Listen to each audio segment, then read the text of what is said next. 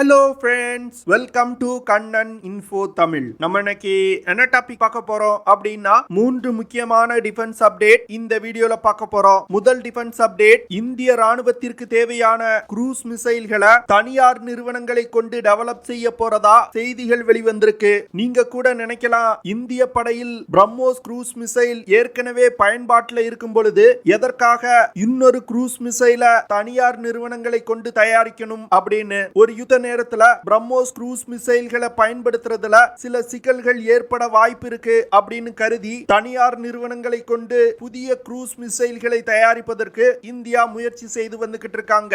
எதற்காக இந்தியா புதிதாக ஒரு குரூஸ் மிசைலை டெவலப் செய்து வந்துகிட்டு இருக்காங்க, பிரம்மோஸ் மிசைலை யுத்த நேரத்துல பயன்படுத்தும் பொழுது என்ன பிரச்சனைகள் வர வாய்ப்பு இருக்கு அப்படிங்கிறது குறித்து பார்க்கலாம். இரண்டாவது டிஃபென்ஸ் அப்டேட், இந்தியா புதிதாக டெவலப் செஞ்சிருக்க லைட் காம்பாக்ட் ஹெலிகாப்டர்களை சீனாவுக்கு எதிராக களமிறக்க போறாங்க. இந்த ஹெலிகாப்டர்களை எந்த இடத்துல இந்தியா டிப்ளாய் செய்ய போறாங்க, இந்த ஹெலிகாப்டர்களை கொண்டு இந்தியா என்ன செய்ய விரும்புறாங்க அப்படிங்கிறது குறித்து பார்க்கலாம். மூன்றாவது டிஃபென்ஸ் அப்டேட், இந்திய ரஷ்ய கூட்டு தயாரிப்பு மிசைலான பிரம்மோஸ் மிசைலை முதல்ல பிலிப்பைன் நாடு வாங்கியிருக்காங்க. இதனை தொடர்ந்து உலகின் பல நாடுகள் பிரம்மோஸ் மிசைலை வாங்குவதற்கு முயற்சி செய்து வந்துகிட்டு இருக்காங்க.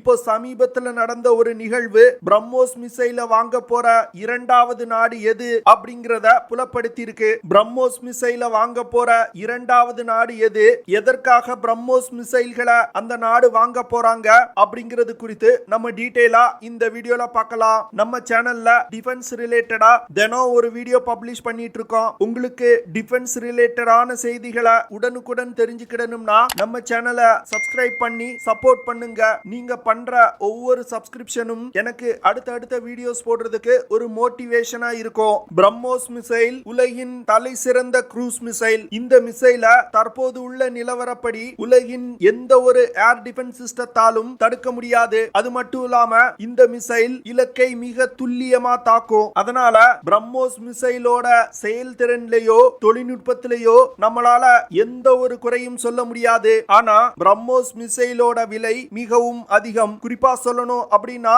லேட்டஸ்ட் பிரம்மோஸ் பிளாக் 3 வேரியண்டோட விலை 3.5 மில்லியன் அமெரிக்க டாலர். பிரம்மோஸ் எக்ஸ்டெண்டட் ரேஞ்ச் மிசைலோட விலை 4.8 மில்லியன் அமெரிக்க டாலர். அதுவே ஏர் லான்ச் பிரம்மோஸ் மிசைலோட விலை 5.5 மில்லியன் அமெரிக்க டாலர். தற்போது இந்தியா கிட்ட இருக்கக்கூடிய ஃபெசிலிட்டிஸை வச்சுக்கிட்டு ஒரு மாதத்துக்கு 15 பிரம்மோஸ் மிசைல்களை இந்தியானால தயாரிக்க முடியும். இந்த சூழ்நிலையில இந்தியா ஒரு நீண்ட நாள் யுத்தத்தை நடத்தினாங்கன்னா இந்தியாவிடம் உள்ள பிரம்மோஸ் மிசைலோட ஸ்டாக் சீக்கிரமா தீந்து போகும். அது மட்டும் இல்லாம புதிதாக பிரம்மோஸ் மிசைல்களையும் இந்தியாவால் விரைவா தயாரிக்க முடியாது. இப்போ உக்ரைன் ரஷ்யா போர்ல ரஷ்யா இந்த விஷயத்தை தான் சந்திச்சு வர்றாங்க. அதாவது ரஷ்யாவிடம் தற்போது மிக குறைந்த அளவிலே பிரிசிஷன் கைடட் க்ரூஸ் மிசைல்கள் இருக்கு. அது மட்டும் இல்லாம மேற்கத்திய நாடுகள் மிசைல்கள்ல பயன்படுத்தக்கூடிய எலக்ட்ரானிக் சிப்ஸை ரஷ்யாவிற்கு ஏற்றுமதி செய்வதற்கு தடை விதிச்சிட்டாங்க. இதனால புதிய மிசைல்களையும் ரஷ்யாவால் தயாரிக்க முடியல. ரஷ்யாவின் இந்த நிலையை பார்த்த பிறகு இந்தியா அதிக விலை கொண்ட பிரம்மோஸ் மிசைல்களை இனி நம்பி இருக்க கூடாது அப்படின்னு முடிவு பண்ணியிருக்காங்க. இதன் காரணமாக தான் இந்திய தனியார் நிறுவனங்களை கொண்டு விலை குறைவான குரூஸ் மிசைல்களை இந்தியா டெவலப் செய்ய முயற்சி செய்து வந்துகிட்டு இருக்காங்க. குரூஸ் மிசைலோட விலையை குறைப்பதற்காக மட்டும் தனியார் நிறுவனங்களை கொண்டு இந்தியா மிசைலை டெவலப் செய்யல.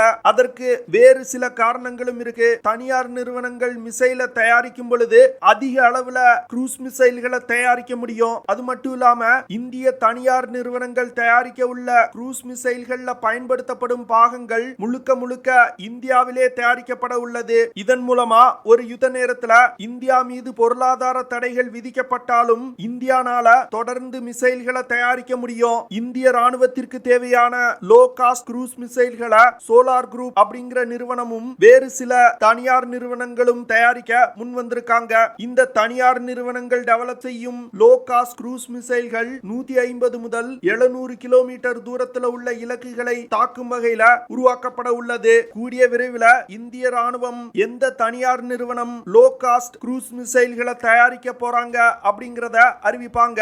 இந்திய தனியார் நிறுவனங்கள் டெவலப் செய்ய உள்ள க்ரூஸ் மிசைல்கள் ஷார்ட் மற்றும் மீடியம் ரேஞ்ச் வகையை சேர்ந்தது. இந்த மிசைல்களை 8x8 ட்ரக்குகள்ல லோட் செய்து எடுத்து சென்று லான்ச் செய்யும் வகையில உருவாக்க போறாங்க. இதன் மூலமா இந்த லோ காஸ்ட் க்ரூஸ் மிசைல்களை ஒரு இடத்திலிருந்து இன்னொரு இடத்துக்கு ஈஸியா டிரான்ஸ்போர்ட் செய்ய முடியும். இந்த விஷயம் ஒரு புறம் நடந்து கொண்டிருந்தாலும் DRDO ஒரு லாங் ரேஞ்ச் க்ரூஸ் மிசைல டெவலப் செய்து வந்துகிட்டு இருக்காங்க.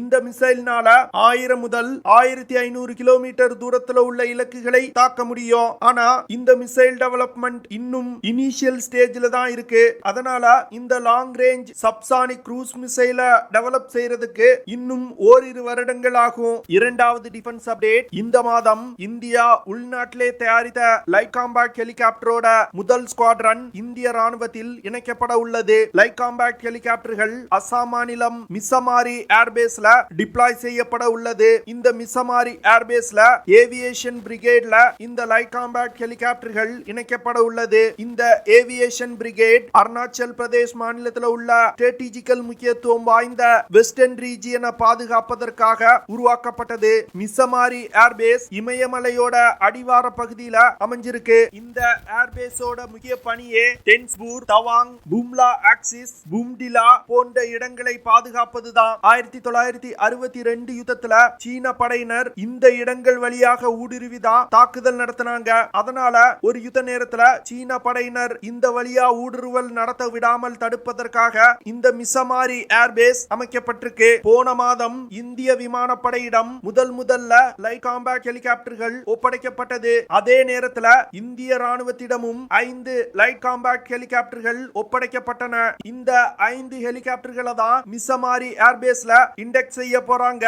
மிசமாரி ஏர்பேஸ்ல போன வருடம் தான் ஆர்மி ஏவியேஷன் பிரிகேட் அமைக்கப்பட்டது. இந்த ஆர்மி ஏவியேஷன் பிரிகேட்ல ஒரு ஸ்குவாட்ரன் அட்வான்ஸ் லைட் ஹெலிகாப்டர்கள் இணைக்கப்பட்டிருக்கு. இந்த ஹெலிகாப்டர்கள்ல ஆயுதங்களும் இணைக்கப்பட்டிருக்கு. குறிப்பா சொல்லணும் அப்படின்னா மிஸ்டல் ஏர் டு ஏர் மிசைல்கள் இந்த ஹெலிகாப்டர்ல இணைக்கப்பட்டிருக்கு. அட்வான்ஸ் லைட் ஹெலிகாப்டர்களை பயன்படுத்தி உளவு பார்ப்பது, வீரர்களை ஒரு இடத்திலிருந்து இன்னொரு இடத்துக்கு டிரான்ஸ்போர்ட் செய்வது, ஆன்டி டேங்க் வார்ஃபேர், க்ளோஸ் ஏர் சப்போர்ட் போன்ற பல ஆபரேஷன்களை கேரி அவுட் செய்ய முடியும். ஆர்மி ஏவியேஷன் பிரிகேட்ல ஆயுதங்கள் இணைக்கப்படாத அட்வான்ஸ் லைட் ஹெலிகாப்டர்களும் இணைக்கப்பட்டிருக்கு. இந்த ஹெலிகாப்டர்கள் பெரும்பாலும் லாஜிஸ்டிக் பர்பஸ்க்காக பயன்படுத்தப்படும். அது மட்டும் இல்லாம ஆர்மி ஏவியேஷன் பிரிகேட்ல பிரத்யேகமா அன்மேன்ட் ஏரியல் வெஹிக்கிள் கொண்ட ஒரு யூனிட்டும் இணைக்கப்பட்டிருக்கு. இந்த யூனிட்ல உள்ள அன்மேன்ட் ஏரியல் வெஹிக்கிளை பயன்படுத்தி லைன் ஆஃப் ஆக்சுவல் கண்ட்ரோல் பகுதியில் நடக்கக்கூடிய விஷயங்களை ரியல் டைமா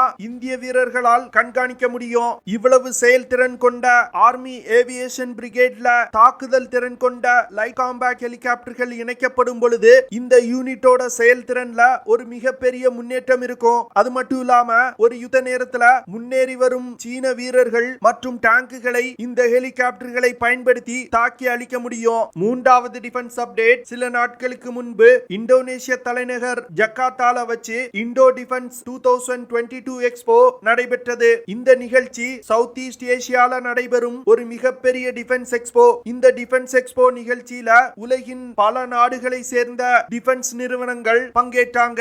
இந்த நிகழ்ச்சியில இந்தியாவின் பிரம்மோஸ் ஏரோஸ்பேஸ் நிறுவனமும் பங்கெடுத்துக்கிட்டாங்க.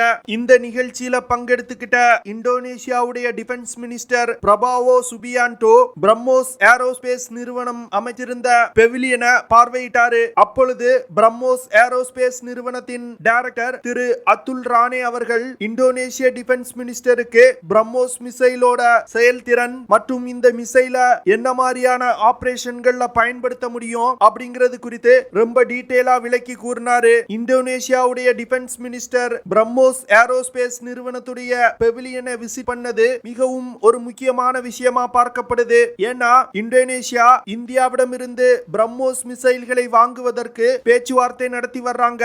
இந்த பேச்சுவார்த்தை மிகவும் அட்வான்ஸ் ஸ்டேஜ்ல இருப்பதாகவும் 2023 வருடத்தோட முதல் பாதியில இந்தோனேஷியா இந்தியாவிடமிருந்து பிரம்மோஸ் மிசைல்களை வாங்குவதற்கான ஒப்பந்தத்துல கையெழுத்திடுவாங்க அப்படின்னு சொல்லப்படுது. தென்கிழக்கு ஆசிய பகுதியில ஏற்கனவே பிலிப்பைன் நாடு பிரம்மோஸ் மிசைல இந்தியாவிடமிருந்து வாங்கிட்டாங்க. இப்போ இந்தோனேஷியாவும் பிரம்மோஸ் மிசைலை வாங்குவதற்கு தீவிரம் காட்டுறாங்க. இதற்கு முக்கியமான காரணம் சீனா இந்த பகுதியில செய்யக்கூடிய அத்துமீறல்கள் தான். இந்தோனேஷியா பிரம்மோஸ் மிசைல தன்னுடைய படையில் இணைப்பதன் மூலம் சீன கடற்படையை அச்சுறுத்த முயல்றாங்க. அதாவது பிரம்மோஸ் சூப்பர்சானிக் மிசைல் அப்படின்னாலே சீனாவுக்கு ஒரு பயம். இந்திய இந்தியா இதற்கு முன்பு லைன் ஆஃப் ஆக்சுவல் கண்ட்ரோல் பகுதியில பிரம்மோஸ் மிசைலை நிலைநிறுத்தும் பொழுதும் சீனா இது போன்ற செயல்களில் ஈடுபடக்கூடாது அப்படின்னு கண்டனம் தெரிவிச்சாங்க. இப்போ சவுத் ஈஸ்ட் ஏசியா பகுதியில பிரம்மோஸ் மிசைல்கள் நிலைநிறுத்தப்படும் பொழுது சீனாவிற்கு ஒரு மிகப்பெரிய பின்னடைவா இருக்கும். இதே இண்டோ டிஃபென்ஸ் 2022 எக்ஸ்போ நிகழ்ச்சியில தாய்லாந்து நாட்டை சேர்ந்த தாய் ஆர்ம்டு போர்ஸ் மற்றும் தாய் ஏர் சீஃப் மார்ஷல் இந்தியாவின் பிரம்மோஸ் ஏரோஸ்பேஸ் பெவிலியனை பார்வையிட்டாங்க. அவர்களுக்கும் பிரம்மோஸ் மிசைல் குறித்து விளக்கம் அளிக்கப்பட்டது. வரும் காலத்துல இந்தியா சவுத் ஈஸ்ட் ஏசியா நாடுகளுக்கு அதிக அளவுல ஆயுதங்களை ஏற்றுமதி செய்யணும். அப்பதான் இந்தியாவின் இமயமலை பகுதி எல்லை அமைதியா இருக்கும். ஓகே ஃப்ரெண்ட்ஸ், நம்ம வீடியோவோட நிறைவு பகுதிக்கு வந்துட்டோம். இதெல்லாம் தான் நான் உங்ககிட்ட ஷேர் பண்ணணும் அப்படின்னு நினைச்ச விஷயங்கள். ஐ ஹோப் நான் ஷேர் பண்ண விஷயங்கள் உங்களுக்கு பிடிச்சிருக்கும்னு நினைக்கிறேன். அப்படி பிடிச்சிருந்துச்சுன்னா ஷேர் பண்ணுங்க, லைக் பண்ணுங்க, கமெண்ட் பண்ணுங்க. மறக்காம நம்ம சேனலுக்கு சப்ஸ்கிரைப் பண்ணுங்க. அப்படியே அந்த பெல் நோட்டிபிகேஷனை கிளிக் பண்ணி ஆல்ங்கிற ஆப்ஷனை எனேபிள் பண்ணிக்கங்க. See you in the next video. Jai Hind.